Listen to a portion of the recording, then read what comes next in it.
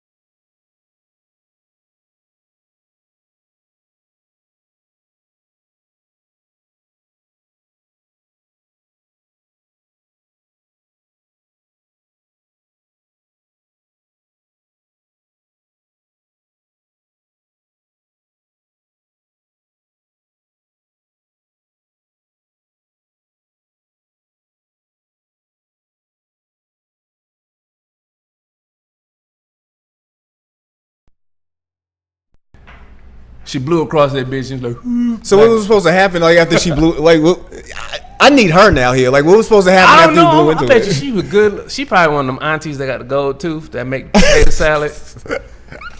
She invited to every cookout. She still ain't got a man, but you know she out here getting that pussy up to a young man. Bro, I'm very confused at this moment, man. But like that's. I'm sure, man.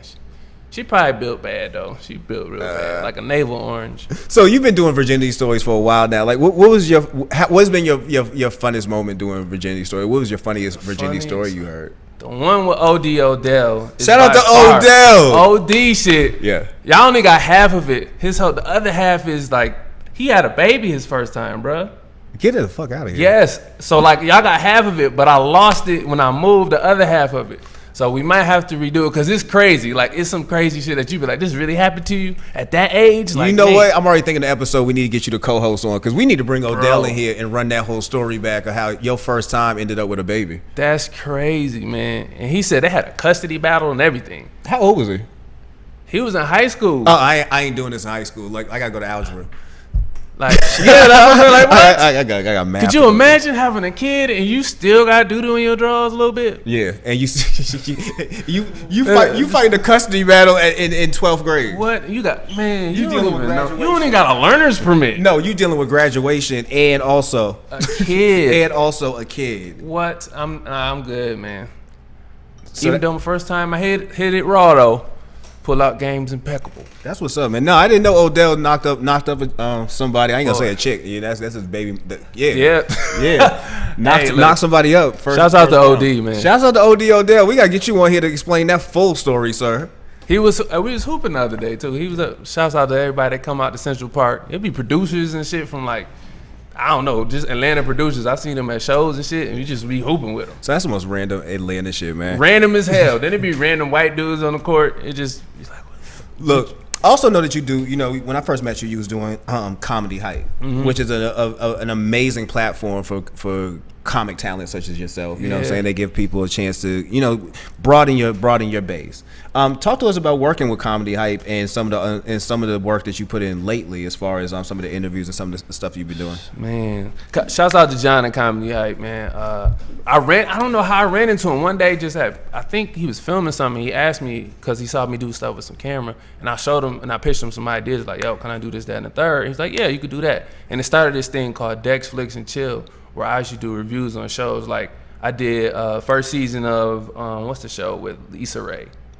First season, Insecure. Yeah, I did the first season. Oh, Issa Rae. I thought you said Lisa Rae. No. So I did a review of the trying to think of a Lisa Rae movie. And I did the second season, and I just do a review on it and like how you feel and shit. And I'm literally sitting in my living room on a couch, just wilding the hell out in front of a camera. Being a grown man. Being grown as fuck. Being a grown man breaking down Insecure. Yeah, it's crazy. Was you Team Lawrence or Team Issa at the time? I don't know. Issa, I'm Team you. Because if you just come, look, she got some good ass teeth, man. I don't know why I like teeth. Yo, you know what I like about her? Straight. I like how they interject cannabis in the show, and I feel like she smoked weed, so she might as well come by and burn one with us and talk. But I did notice they don't be using rubbers in Insecure, man. I ain't never seen. Man, don't bring that up to her because she had to address that on Twitter. She did last year. Yeah, last year because people kept mentioning it. I'm sorry, Issa, but hey. As long as nobody gets sick on your show, man, we good. Look, first season, I was Team Lawrence all day, especially when he mashed that chick at the end. Oh my! I'm all the way with that. Gosh, I was like, that is the best way. That's the best way to bounce back, bruh. He tore that out. You know how many people bought Best Buy shirts just basically Best Buy shirt? That might be my Halloween costume this year. Yo, like, I might go back and be in Lawrence since he ain't gonna be on the show this year. That was a costume. Yeah. Whoa. Crazy how TV works. That's crazy. All right, so you had the Issa Rae, Joe. You were Issa Rae. You was doing Dex Flicks, and Chill. And then we just started, like, John got a lot of contacts in Atlanta, so we was trying to, me and my homeboy was telling him, like, yo, you should go check out this comedian, that comedian, this, that, and the third. And so we'll interview him. It'd be cool people. We met Spank from Plastic Cup Boys. Okay. Lunel. Let me see. Y'all should do meet Lunel. Lunel's cool. Doodoo Brown, he a vet, like, in the streets, like, for real. Ask anybody. Doodoo Brown been doing comedy for, like, forever. Yeah. You know about Freaknik era. Yeah, he was doing the dirty. Yeah. This nigga wore a Versace robe at Piedmont, like at the park like while we interviewed him. People are walking by and he just pulled it out and put on a Versace purple gold robe. We don't need no more craziness going on. Crazy, bro. There's so many other people. These dudes from All Def Digital, they can Kevin on stage. And it's two other ones, but they do like a tour with people in Atlanta. So it's like a Christian tour. Really? Yeah. Yo, you know what I love about what I feel like Comedy Hype might have helped spawn is the comedians you're seeing on Instagram who use their whole platform on Instagram. And some of them I don't like. You know what I mean? Like some of the stuff is just kind of corny. That shit be rough, bro. Yeah, but you say Kevin or not him, but there's another dude right now I'm fucking loving, dude. I can't think of his name, man, but he be in his car doing all these videos. He be a construction worker sometime. He be like talking about how you call your girl after y'all have some good sex. You be offering her everything. Like, what's up? You hungry? Like, I be loving that. Like, I feel like Comedy Hype kind of opened up the lane for a lot of artists to really take control of their own content, you know what I mean, and start using different platforms rather than just trying to go on stage and do what was called the traditional route. Yeah, because that's kind of like, if you can't do both in these days, it's rough, man. Yeah. Even if you just do only one, you got to do both. Because if you just ever go to see somebody that's online and they ain't been in these streets, you could tell first 2 minutes on stage. Yeah. But if you know somebody that do both, like I got a couple of homeboys that do them, and then you could tell, like, okay, they done been doing this. Look, Tyler's great. What? Tyler Chronicles is, again, one of my favorite episodes ever, CashColorCannabis. Tyler Chronicles can do some stand-up. I see the content he made. Bro, he came over here. I had my mother-in-law in the building that day. I'm talking about had her in tears. Like, he's hilarious. Him and Ronnie, man, them two, like, being around them is crazy. They like two big-ass kids that just... Talk to me about Ronnie Jordan, because Ronnie Jordan been supposed to be coming on my show about 3-4 times. Oh man, I don't even know, man. That dude got a crazy schedule. Bro, he blessed as fuck, man. Like for real, like that's the only thing I like, bro. I give it to him. I see you on Wild 'N Out, you on Boston, but make some time for CashColorCannabis, man. Come rock. They come through. Oh, they'll come through. Trust me. It just got it. It got a stars got online. I don't know no other shit, but it just be like, damn, you gotta, because he don't live in Atlanta. He live in Athens, but he be in Atlanta all the time. I didn't know that. People didn't know that. Yeah, people thought he live in Athens. So he married and got 2 kids. That's a lot. Oh, Brian gonna make you come all the way down here. And it's dope, bro. His kids is cool. But that's what's up. What's it like working with him? Son, it was, the crazy thing is, when I was in college, he came to my school to perform. And I watched him perform. That's dope. And it's crazy that he called me one day and was like, yo, I see what you're doing. I see what you're doing. I only, like, people like, I see what you're doing. Come help me. I'm going to show you some this, that, and the third, and we can help each other out and help. And I'm like, I bet, cool. Because that's how you get your work. If you're not a comic, like, it's just like rap. If a nigga refer you, you good to go. Like comedy, if somebody like, yo, I need somebody, this dude could do it. You got some money in your pocket. So, like, they help with that. And then he knows everybody. He did comedy with Dave Chappelle, bro.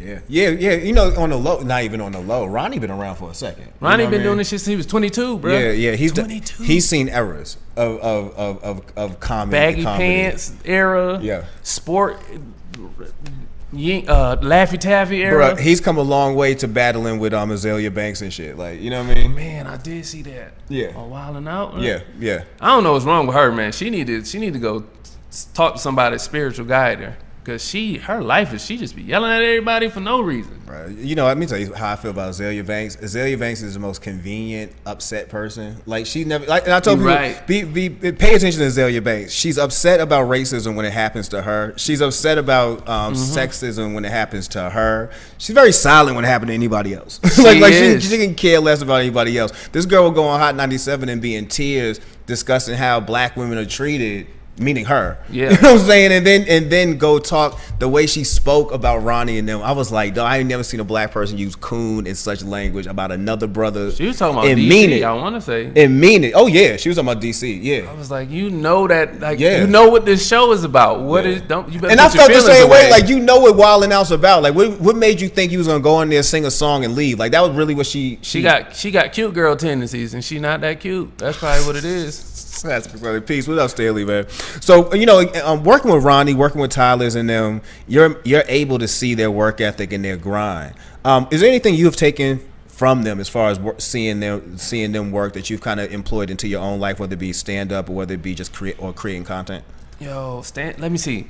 They just say be you on stage like that and just like talk. He said, Ronnie told me, talk about your family. That's the shit that sets you apart from everybody. Yeah. But then, like, I learned from Tyler mind is crazy, bro. Yeah. Both of them is crazy, but Tyler got energy, and he kind of was like, all right, that's what I learned without any got to really say anything. Being around it, you understand how you supposed to, like, get on stage, you go out there and do it. Because sometimes you just don't want to.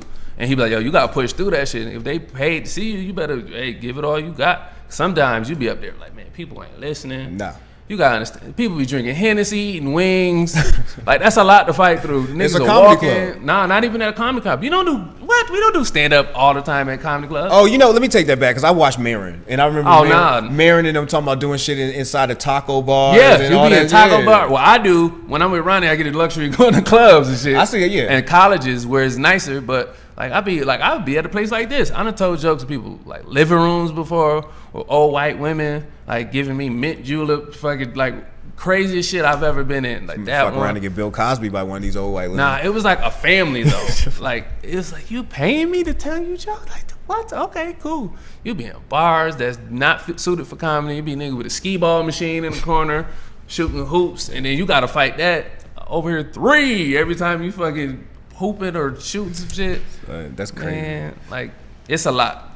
So what are you working on right now? I know Virginity Stories has to have a new season coming up. I know you. Well, see Ronnie and them out in LA, but I don't know. You know, you might pop up there and get some more son. I don't know. I'm not. I don't need that, man. I look like that leather chair over there.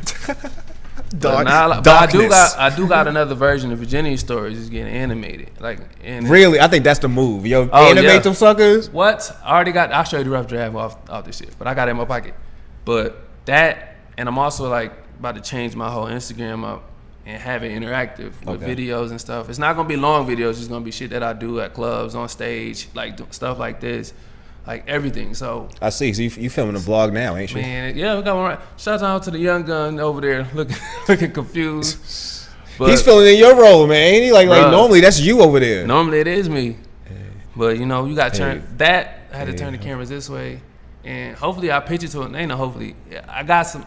I might be in the talks, and network might pick this up. Like Virginity Stories. Yeah. All right, well, we really got to talk because I feel like CashColorCannabis needs to be the opening act for that.